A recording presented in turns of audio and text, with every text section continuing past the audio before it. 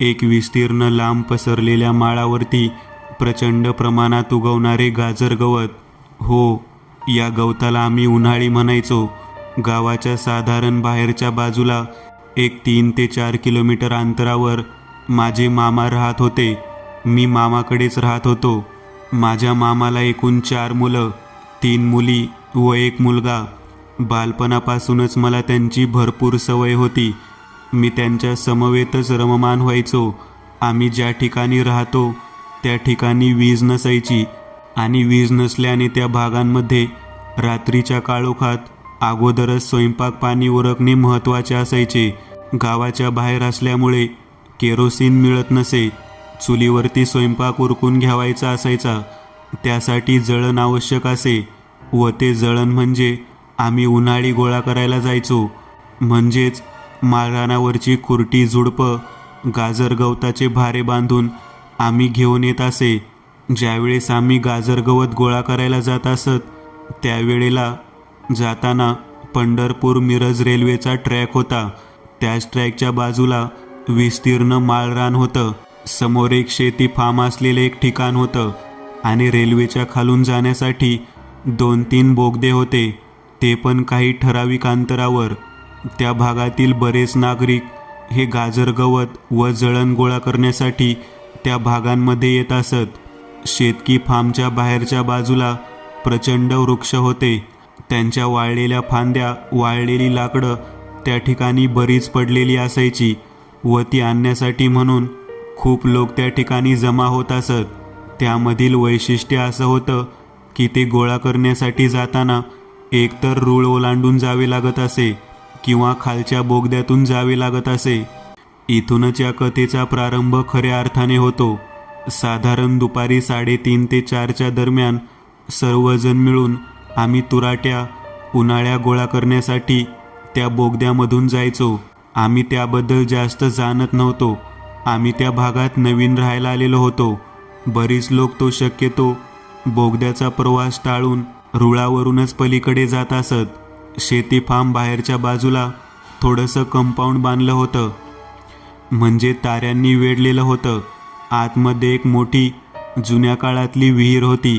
ती खूप सुंदर अशी बांधलेली होती. बरेच मुलं त्या ठिकाणी पोहण्यासाठी सुद्धा येत असत. आम्ही ज्या ज्या वेळेस त्या ठिकाणी लाकडे गोळा करायला जात असू त्यावेळेला मुलांचा एकच कालवा त्या ठिकाणी ऐकू येत असे. शहरातील उपनगरांमध्ये राहणारी ही मुले सायकलवरती आलेली असायची. बराच वेळ घालवल्यानंतर ती मुले सायंकाळी त्याच बोगद्याच्या मार्गाने परत आपल्या घराकडे जात असत. त्या शेतकी फार्ममध्ये एक आजोबा राहत होते. ते त्या संपूर्ण शेतकी फार्मची सुरक्षा करत असे, म्हणजेच ते वॉचमनचं काम करत होते. ते मुलांना पोहू देत तेथील बोरं, चिंचा, आवळे हे पदार्थ थोड्या बहुत प्रमाणात खाण्यासाठी देत असत. ते खूप प्रेमळ स्वभावाचे होते. शेतकी फार्ममधून बरेच लोक बोगद्याच्या मार्गाने या उपनगर भागांमध्ये दूध वाढण्यासाठी येत असत. काही जण संध्याकाळी येत तर काही जण सकाळी लवकर येऊन दूध वाढून जात असत. त्यातीलच एक हे आजोबा होते. त्यांचा दुधाचा पण व्यवसाय होता. आम्ही लाकडाची मोळी बांधून त्या उन्हाळ्याचा भारा बांधून आम्ही परत त्याच मार्गाने बोगद्यातून खालून जाण्यासाठी निघालो. त्या ठिकाणी काही विरळ लोकवस्ती होती, त्यामुळे लोक जास्त करून सायकलवरतीच त्या बोगद्यातून ये जा करत असे. एखाद दुसरा व्यक्ती चालत येत. बरेच लोक रूळ ओलांडत व पलीकडे जात असत. आम्ही मात्र बोगद्याचा मार्ग धरून मामाच्या घराकडे आलो. बाहेरच्या बाजूला पत्र्याचा शेड होता, त्यामध्ये चूल होती. त्याच शेडमध्ये आम्ही आणलेला हा जळणाचा भारा टाकला. संध्याकाळच्या वेळेला शेतकी फार्ममधून ते आजोबा त्यांच्या नातवासमवेत दूध वाढण्यासाठी आमच्या मामाच्या घरापाशी आले होते. बाजूला अजून 4 घरं होती, त्या ठिकाणीही ते दूध वाढत असत. त्यांनी आल्या आल्या आम्हाला त्यांच्या जवळची बोरं, चिंचा, आवळे खाण्यासाठी दिले. आम्ही त्यांना त्यांच्या शेतकी फार्मच्या बाजूला असलेल्या विहिरीकडे आलेलो ते सांगितले. त्यांनी लगेच आम्हाला विचारले, तुम्ही कोणत्या मार्गे आलता, बोगद्यातून का रूळ ओलांडून? आम्ही त्यावर लगेच टेक उत्तर दिलं, बोगद्यातून. परत तुम्ही कधीही त्या बोगद्याखालून यायचे नाही. मग आम्ही म्हणालो, का? आजोबा त्यावेळेला म्हणाले, मी सांगेन नंतर तुम्हाला, पण तुम्ही कृपया त्या बोगद्यातून अजिबात येत जाऊ नका. त्यावरती माझ्या मामाच्या मुलाने त्यांना प्रश्नामागून प्रश्न विचारण्यास सुरुवात केली. तेव्हा त्यांचा नातू त्यांच्याबरोबर आलेला होता. तो म्हणाला की, सांगतो तुम्हाला परत. शिवरी नावाची एक लहान मुलगी होती. ती शेतकी फार्ममध्ये राहत होती. वर्षापूर्वीची ही गोष्ट आहे. माझे आजोबा मला नेहमी सांगत की ही अतिशय सुंदर व देखणी होती. ती साधारण 14 ते 15 वर्षाच्या मुलीचे काम एवढेच. शेतकी फार्ममधील बोरे, चिंचा, आवळे ओळखायचे. उपनगरांमधल्या लोकवस्तीच्या बाजूला, स्टेशनच्या बाजूला जाऊन लोकांना ते विकायचे. ती मुलगी अचानक गायब झाली. साधारण 2 दिवस तिला सर्वांनी खूप हुडकले, पण ती सापडलीच नाही. नंतर पोलीस स्टेशनमध्ये कंप्लेंट करण्यात आली, परंतु तरीही तिचा थांगपत्ता लागला नाही. कोण म्हणतं की ती मुलगी गायब झाली. ती काही अघोरी विद्येच्या लोकांनी तिला गायब केलं, का तिचा नरबळी गेला, का ती विहिरीमध्ये गेली, का बोगद्यामध्ये ती गेली आहे, असे अनेक प्रश्न उपलब्ध झाले. तर कोणतीही व्यक्ती गायब झाल्यानंतर ती कुठे गेली, का गेली, तिच्या जाण्यामागचं कारण काय, या सर्व गोष्टी पडताळल्यानंतर असं लक्षात आलं की ही मुलगी या जगात नाही. त्या मुलीचे 2 पाय त्या बोगद्याच्या खालून जाताना रुळावरून लावताना दिसतात. कोण म्हणतं ती विहिरीच्या काठावरती रात्रीच्याला दिसते. काही जण म्हणतात शेतकी फार्मच्या जाळीदार कुंपणाच्या भोवती हातात काठी घेऊन राखण करत बसलेली दिसते. आम्हाला तर ती अजूनपर्यंत कधी दिसलेली नाहीये, आणि हे मी तुमच्या तोंडूनच प्रथम ऐकत आहे. होय, तुम्ही या भागात नवीन आहात ना, त्यामुळे तुम्हाला या बाबतीमध्ये काहीच माहिती नाही. येथील जुने रहिवासी लोक यांना या मुलीबद्दल भरपूर माहिती आहे. विशेष करून त्या बोगद्याखालून जाण्याचे धाडस सहसा करत नाहीत, आणि संध्याकाळी 6च्या नंतर तर अजिबात करत नाहीत. या गोष्टीवर तर आमचा अजिबात विश्वास नाही आहे. त्या मुलीच्या बाबतीमध्ये जे काही घडलेले तुम्ही सांगत आहात ते असेलही तसे, पण तिचं दिसणं किंवा तिचे पाय दिसणे या बाबतीमध्ये मात्र आम्ही कधी विश्वास ठेवत नाही, असे बरेच जण म्हणतात. पण ज्यावेळेस आपण पौर्णिमेच्या रात्री त्या विहिरीच्या बाजूला एक फेरी मारून पाहता, तेव्हा तुम्हाला सगळ्यांना लक्षात येईल की हे म्हणणे कसे खरे आहे ते. काही जण तर असेही म्हणतात की तो रुळाखालचा जो बोगदा आहे, त्या बोगद्यातून एक छोटीशी गुप्त भुयारी वाट डायरेक्ट त्या मोठ्या बांधी विहिरीमध्ये निघते. त्या वाटेने ती मुलगी इकडून तिकडे, तिकडून इकडे करत असावी. बऱ्याच जणांनी या गोष्टीचा शोध घेण्याचा प्रयत्न केला. त्यातील काही जण वेड्यासारखे फिरत आहेत, तर काही जण या दुनियेत नाही आहेत. म्हणून तर कोणीही व्यक्ती त्या बोगद्यातून जाण्याचे धाडस करत नाही. हे जे तुम्ही सांगत आहात त्यावर आमचा काडी मात्र विश्वास नाही आहे, का तर मुळात अशा गोष्टी नसतातच. या सगळ्या ऐकीव व भोंदू कथा आहेत. हो, बरेच जण असेच म्हणतात, आणि त्यांचा विश्वासच बसत नाही. म्हणून तर मी म्हणतो ना, पौर्णिमेच्या दिवशी तुम्ही त्या विहिरीपासून रात्रीच्या वेळी फिरून बघा, म्हणजे तुम्हाला याची साक्ष पटेल. किंवा त्याच्या खालून एकदाच फक्त जाऊन दाखवा, म्हणजे तुम्हाला कळेल मी काय म्हणतो ते. होय का नाही या गोष्टीची खात्री तर करायलाच हवी. बघू या पौर्णिमेला नाहीतर त्याच्या पुढच्या पौर्णिमेला संपूर्ण तयारीनिशी आम्ही या गोष्टीचा पत्ता लावणारच. का तर अशा अंधविश्वासू गोष्टीवरती बरेच लोक विश्वास ठेवून असतात. त्यामागचं मुख्य कारण वेगळंच असतं. काय नाव काय म्हणाला त्या मुलीचं? शिवरी नाव आहे त्या मुलीचं. दादा बघ रे, पौर्णिमा किती तारखेला आहे ते. आपण गुरुजींची गाठ घेऊया व या गोष्टींविषयी त्यांना पण सांगूयात. कोण आहेत हे गुरुजी? हे गुरुजी म्हणजे आमचे पुरोहित बुवा. हे खूप हुशार आहेत. त्यांचं म्हणणं असं आहे की ही बाधित शक्ती किंवा कुठली जागा, कोण व्यक्ती, या सर्व ब्रह्मकल्पना आहेत. हे सर्व जग फक्त आणि फक्त ईश्वराने भरलेले आहे. त्यामुळे ते नेहमी आम्हाला अशा भ्रामक कथेपासून सावध करतात. म्हणूनच आम्ही तुम्ही आता जो सांगितला तो विषय गुरुजींसमोर मांडणार आहोत. म्हणजे जेणेकरून आमच्या समवेत त्यांची मंत्रशक्ती असणार, हो का नाही? तुम्ही जर खरंच या गोष्टीवर विश्वास जर ठेवत नसाल तर तुम्ही जरूर या गोष्टी मागील सत्य हुडकून काढावे. का तर बऱ्याच जणांना शिवरीचं काय झालं हे नक्की माहीतच नाही. निदान या गोष्टीमुळे शिवरी कुठे गेली होती, काय झालं हे तरी समजेल. या बाबतीत जर काही मदत लागली तर आम्ही तुम्हाला मदत करू, जरूर मदत करू. चालेल, तर मग या पौर्णिमेला आम्ही आमच्या गुरुजींसमवेत नक्कीच त्या बोगद्याच्या रहस्याचं व त्या शिवरीचं रहस्य उलगडून काढणार म्हणजे काढणारच. दुसऱ्या दिवशी सकाळी आम्ही पुरोहित बुवांकडे गेलो. पुरोहित बुवांना याबाबतीत सर्व माहिती सांगितली. त्यावर त्यांनी आम्हाला एक शब्द सांगितला की ज्या ठिकाणी आपल्याला हे कार्य करायचे आहे ती जागा, ती व्यक्ती, त्या व्यक्ती संदर्भातील इत्थंभूत माहिती आपल्याला असणे गरजेचे आहे. त्यासाठी मला प्रथम त्या शेतकी फार्ममधील आजोबांना व त्यांच्या नातवाला भेटावे लागेल. मग आपण पुढील काय गोष्टी करायची ते ठरवूया. चालेल, मग आपण दोघे मिळून जाऊ आणि आजोबांना व त्यांच्या नातवाला आपल्या पुरोहित बाबांकडे भेटायला घेऊन येऊया.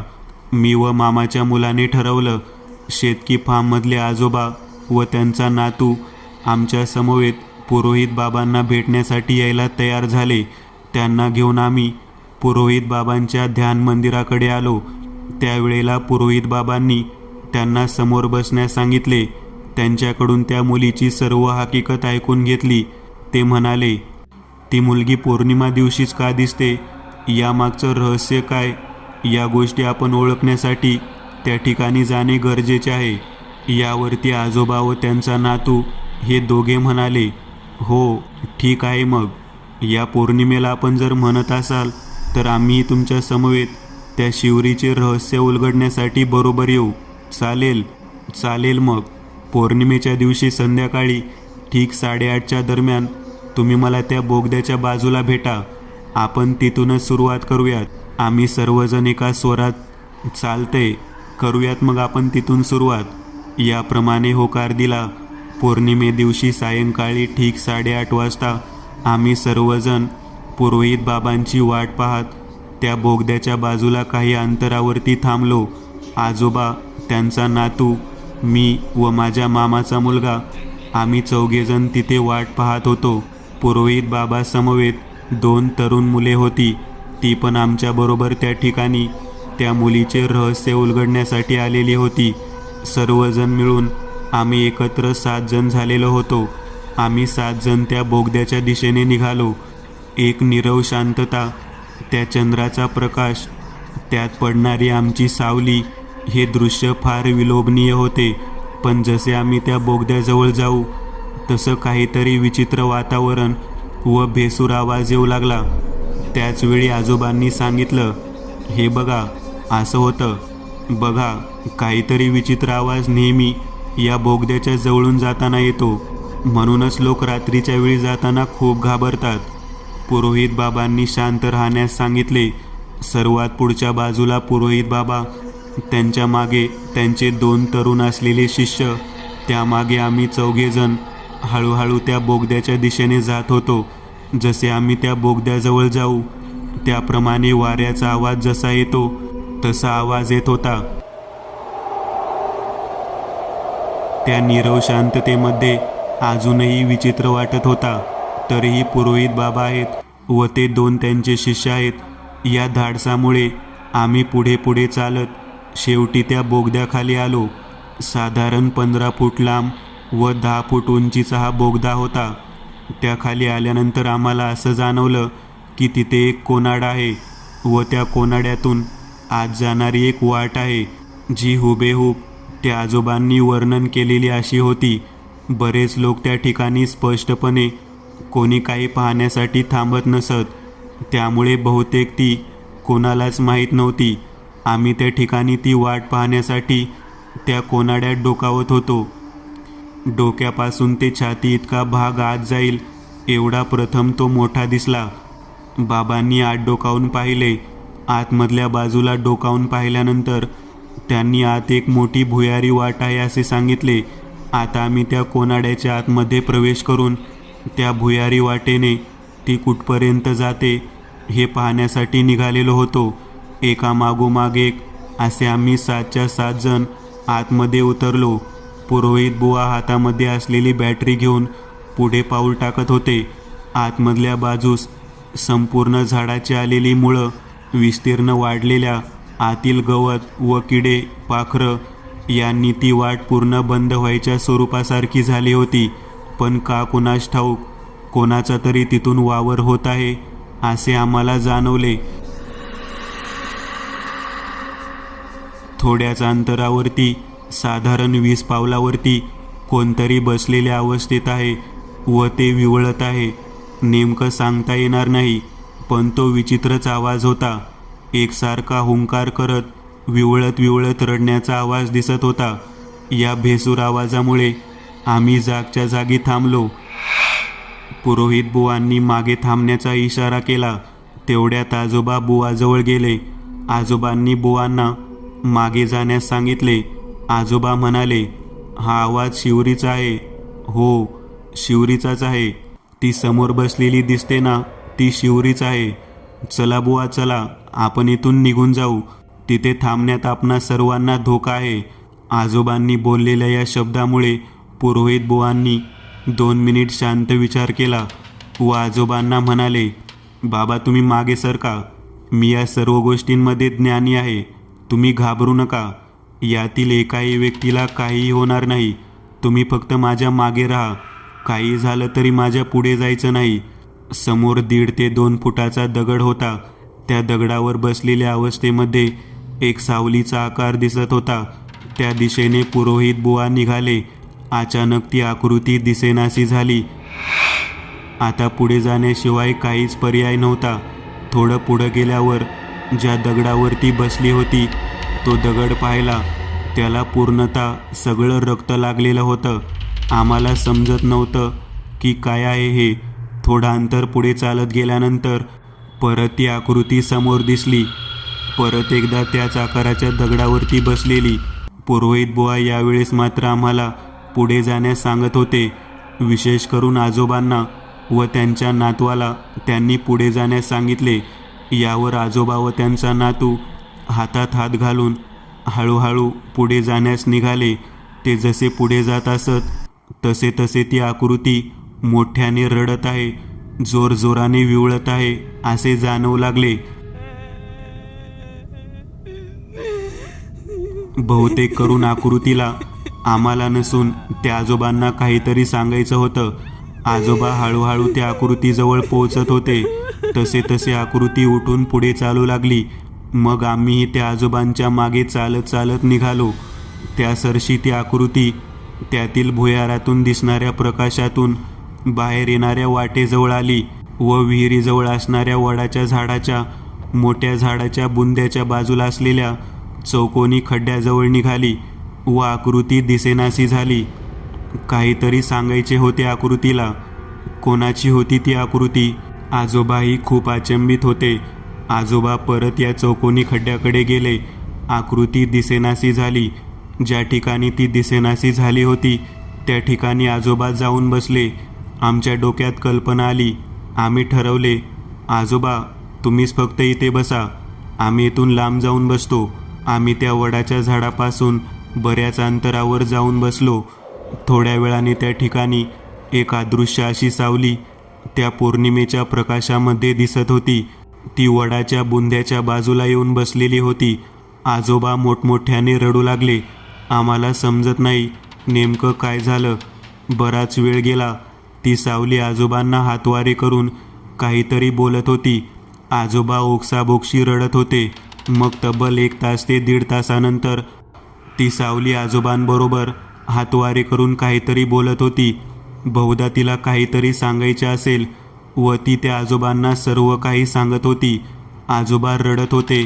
आम्हाला आता असे लक्षात आले की 1 तास ते 1.5 तास वेळ झालेला आहे. आजोबा व तिच्यामध्ये बरीच चर्चा झालेली आहे. आम्ही पुढे जाण्याचा प्रयत्न केला नाही. आम्हाला माहीत होते की त्या सावलीला आजोबांशी काहीतरी बोलायचं आहे व तिचे काम तिने केलेले आहे.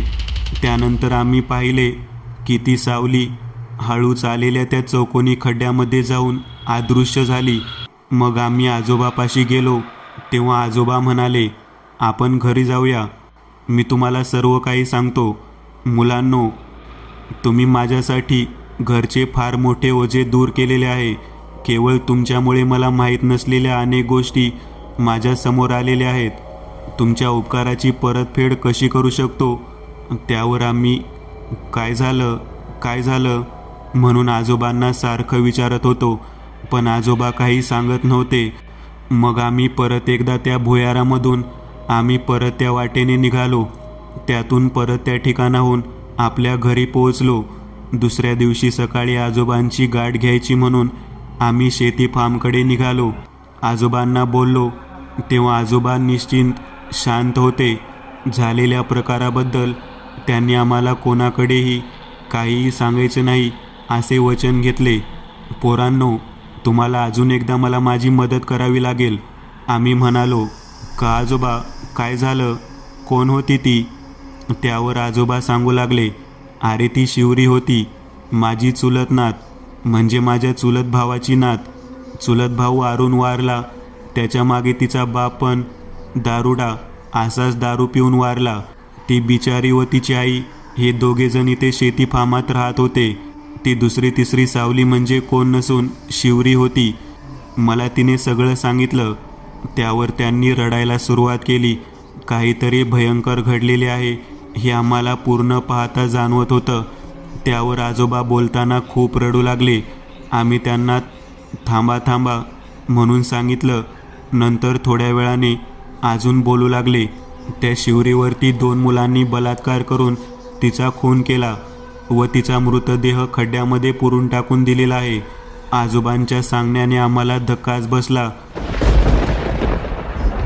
ती मुले म्हणजे त्या शेतकी फार्ममधल्या विहिरीवर पोहायला येणाऱ्या मुलांपैकी 2 मुलं होती. शिवरी खूप सुंदर व देखणी मुलगी होती. फार्मच्या विविध भागातून चिंचा, आवळे, बोरं असे बरेच पदार्थ विक्रीसाठी घेऊन यायची. कधीकधी दुधाची किटलीत दूध घेऊन यायची व वाढायची. कधीकधी संध्याकाळी पण ती दूध वाढायला जायची. येताना उशीर होत असे. बहुतेक त्याच वेळीमध्ये हा प्रकार घडलेला असावा. पण त्या क्रूर, निर्दयी मुलांनी तिच्यावर बलात्कार करून तिला मारायची काय गरज होती? येथे येणाऱ्या प्रत्येक मुलांना मी आपलं समजून त्यांना बऱ्याच काही गोष्टी देत असतो. पोहण्यासाठी, खेळण्यासाठी. शेती फार्ममध्ये सुद्धा मी कधी अटकाव करत नाही. पण याचा अर्थ त्यांनी असं करावं? त्या मुलीचा आत्मा अजूनही तळमळत आहे. तिला मला काहीतरी सांगायचं होतं. म्हणूनच बोगद्यातून आपणास गेल्यानंतर मला ती सावली त्या बोगद्यामध्ये दिसली होती. तिने मला सर्व प्रकार सांगितलेला आहे. तिच्यावर बलात्कार करून डोक्यात दगड घालून ठेचून मारलं होतं त्या मुलांनी. त्या चौकोनी खड्ड्यात तिचा मृतदेह पुरला असून तिच्या आत्म्याला शांती लाभण्यासाठी मृतदेह बाहेर काढून त्याला अग्नी देणे गरजेचे आहे व तिने काढायला सांगितले आहे. आणि जोपर्यंत त्या मुलांना शिक्षा होत नाही तोपर्यंत तिचा आत्मा तसाच तडपडत राहणार असेही ती म्हणाली. आपल्याला काही करून त्या मुलांना शोधणं गरजेचं आहे. आजोबांनी जे सांगितले ते खूपच भयानक होते. आजोबांच्या या सर्व गोष्टीमुळे सर्वजण हादरून गेलो होतो. त्या बाबतीत काही ना काहीतरी करायचे होते. त्यामुळे आम्ही बुवांना या गोष्टीमागचे सत्य ओळखण्यासाठी विचारणा केली. तेव्हा पुरोहित म्हणाले, मलाही या बाबतीमध्ये थोडेसे आश्चर्य व्यक्त होत आहे. आजोबांच्या नातीने ज्याप्रमाणे त्यांना सर्व माहिती सांगितली त्याप्रमाणे तिला त्या मुलांबद्दल देखील माहिती असणार. त्या बाबतीत ते अजून काही खूनगाठ किंवा काही माहिती देते का ते पण पाहणे गरजेचे आहे. आणि तिने ज्या जागी तिचे प्रेत आहे म्हणून सांगितले आहे ते जाळण्या अगोदर तिच्या मारेकऱ्यांना शिक्षा देणे गरजेचे आहे. साधारण ती मुलगी ज्या दिवशी गायब झाली म्हणजेच मृत झाली त्या दिवशी किती मुले किंवा त्या महिन्यामध्ये किती मुले त्या भागांमध्ये नेहमी येतात व आता किती मुले यायची बंद झालेली आहेत हे पाहणे गरजेचे आहे. आणि ही सर्व माहिती आपल्याला त्या ठिकाणी पोहायला येणाऱ्या मुलांकडूनच मिळेल. म्हणजे जी मुले अगोदर येत होती व आता येणे बंद केलेले आहेत अशा मुलांची माहिती घेणे गरजेचे आहे व त्यांच्या बाबतीमध्ये चर्चाही करणे गरजेचे आहे. पुरोहितांनी सांगितलेल्या गोष्टीनुसार काम करायचे ठरवले. आजोबांचा नातू व आम्ही तिघेजण या बाबतीमध्ये विहिरीवर पोहायला जाण्यासाठी तयारी सुरू केली. तिथे मुलांमध्ये बऱ्यापैकी मैत्री करण्याचे ठरवलं व नेहमीप्रमाणे आम्ही सर्वजण पोहण्यासाठी त्या विहिरीवरती जाऊ लागलो. त्यातील काही मुलांसोबत चर्चा पण करू लागलो. नंतर हळूहळू आम्हाला 2 मुले गैरहजर असलेली आढळली. नेहमीप्रमाणे वर्षानुवर्ष पोहण्यासाठी त्या विहिरीवर येत होती, परंतु ती का येत नाही त्यांचा शोध घेण्यासाठी आम्ही त्यांच्या जवळच्या मित्रांसोबत चर्चा करू लागलो. नंतर आम्हाला परत जाणवले की त्या मुलांमध्येच काहीतरी रहस्य दडलेले आहे. त्यासाठी आम्ही त्या मुलांना शोध घेण्यासाठी त्यांच्या वस्तीवरती गेलो. तेव्हा शेतामधील वस्तीवरती 2 जण राहत होते. ते 2 चुलत भावंडे होती. त्यातला एक भाऊ गायब होता, दुसरा येडपट झालेला होता. त्याच्या घरी चर्चा केल्यानंतर त्यांचा एक लहान भाऊ होता. त्याने आम्हाला एक गोष्ट सांगितली. पोहायला जात असताना त्याच्याकडून असे काहीतरी घडले की त्यांनी ते 8 दिवस एकमेकास काहीच बोलत नव्हते, न कोणाला काहीही सांगत नव्हते, न सांगितलेही नाही. त्यानंतर आलेल्या अमावास्येच्या दिवसापासून ते अचानक गायब झाले व त्यातील हा भाऊ आम्हाला त्या विहिरीच्या जवळच्या वडाच्या झाडाखाली सापडला. त्यावेळेसपासून तो काहीतरी जोराने ओरडत होता. त्याच्या डोक्यावर काहीतरी परिणाम झालेला होता. नक्कीच काहीतरी या दोघांनी त्या ठिकाणी चुकीचे केले असणार. त्यातील एक भाऊ तर अजून आम्ही त्याचा शोध घेतोय, पण तो काही सापडत नाही. पोलिसांना पण कळवले, पण काहीच पत्ता नाही. यावरती या वेड्याच्या अचानक वेडेपणाबद्दल आम्ही बऱ्याच देवऋषींना, पुरोहितांना त्याला दाखवले, पण त्याच्या परिस्थितीत कोणतीही सुधारणा झालेली नाही. फक्त तो अमावास्येच्या दिवशी काहीतरी बरळत असतो, पण तो काय बरळत होता मला नेमकं काही समजत नाही. मग आम्ही त्याबद्दल त्यांना परत विचारणा केली की आम्ही त्याला अमावास्येच्या दिवशी आमच्या पुरोहितांकडे घेऊन गेले तर चालेल का? ते चांगला इलाज करू शकतील. आम्ही त्याच्या परिस्थितीवर इलाज करायचे म्हणून बोललो खरं, पण त्यामध्ये आमचा स्वार्थ होता. आम्हाला त्या लहान मुलीच्या म्हणजे शिवरीच्या हातेमागचं गूढ ओळखायचं होतं. ठरल्याप्रमाणे आम्ही त्याला पुरोहितांकडे घेऊन गेलो. पुरोहितांनी त्याच्या डोळ्यासमोर एक नारळ धरला, त्याच्या डोक्यावरती भस्म लावलं. बरोबर रात्री 9:30च्या वेळेला त्यांनी जगन्मातेची आरती सुरू केली. आरती संपल्यानंतर तो बोलू लागला, सोड सोड, आम्ही परत असे नाही करणार. आमच्याकडून चूक झाली, आम्हाला माफ कर, सोड. त्यानंतर पुरोहितांनी त्याला तुम्ही काय केलं या बाबतीत त्याला विचारले. त्यानंतर तो बोलू लागला. तो म्हणू लागला, माझा भाऊ गण्या व मी आम्ही 2 जण एके दिवशी विहिरीवरती पोहायला गेल्यानंतर आम्ही परत येत असताना रुळाच्या बोगद्याच्या बाजूला शिवरी नावाची ती लहान मुलगी उभारलेली होती. ती अतिशय सुंदर दिसत होती. ती गजरे विकण्यासाठी उपनगरांमधील भागांमध्ये जाताना मी तिला पाहिले. आमच्या मनात तिच्याबद्दल कामवासना जागृत झाली. आम्ही तिला दोघांनी उचलून त्या बोगद्यामध्ये नेले. तिला घट्ट धरून तिचे सर्व कपडे काढले.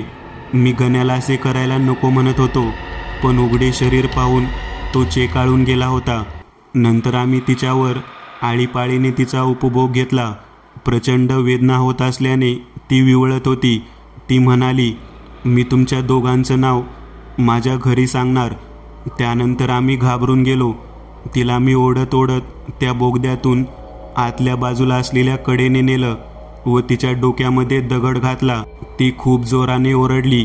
मी म्हणत होतो, असं करायला नको, आपण जे केले त्याची कृती फार भयानक आहे.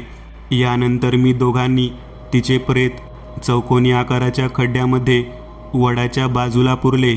या गोष्टीला 10 दिवस झाले असतील. सगळीकडे कालवा सुरू झालेला होता की शिवरी गायब झाली. तेव्हापासून आम्ही तिथे पोहण्याचे बंद केले.